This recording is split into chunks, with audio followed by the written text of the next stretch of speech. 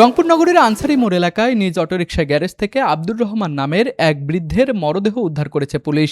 সেই সাথে মৃত আব্দুর রহমানের বাড়িতে সিন্ধুক ও আলমারির তালা ভাঙা অবস্থায় পাওয়া গিয়েছে। আজ সকালে গ্যারেজের বাইরে রক্তের দাগ দেখতে পেয়ে পুলিশকে খবর দেন স্থানীয়রা। পরে গ্যারেজের ভেতর থেকে আব্দুর রহমানের মরদেহ উদ্ধার করা হয়।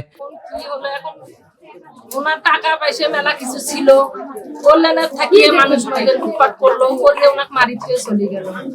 কেমন করে বলবো যে কে মারলো এটা আমরা বুঝতে পারবো না, যেহেতু লুটপাট করছে যারা তামরাই মারছে।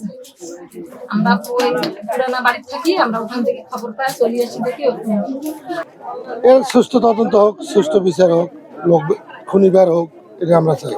পুলিশ জানিয়েছে নিহত ব্যক্তি রাতে বাড়িতে একাই থাকতেন। প্রাথমিকভাবে ধারণা করা হচ্ছে রাতে দুর্বৃত্তরা তাকে হত্যা করে বাড়িতে লুটপাট চালিয়ে পালিয়ে গিয়েছে। পরবর্তীতে ক্রাইম সেলের নেতৃত্বে আমরা এসে লাশটি দেখতে পাই তার ছেলে শনাক্ত মতে। লাশটি উলটপালট করে সিআইডি ক্রাইম সিনের সাহায্যে দেখি যে পুরো শরীর উলটপালট করে তার মাথার পিছনে 4টি জায়গায়, মাথার মাঝখানে পিছনে 3টি রক্তাক্ত জখম।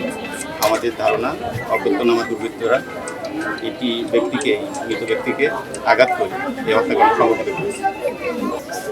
তার একটা ড্রয়ার ছিল, ড্রয়ারটি খোলা ছিল।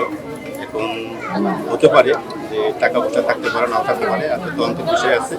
আমরা ব্যাপক তদন্তের মাধ্যমে বুঝতে পারবো যে এই ঘটনাটা কি। মরদেহ ময়নাতদন্তের জন্য রংপুর মেডিকেল কলেজ হাসপাতালে পাঠানো হয়েছে।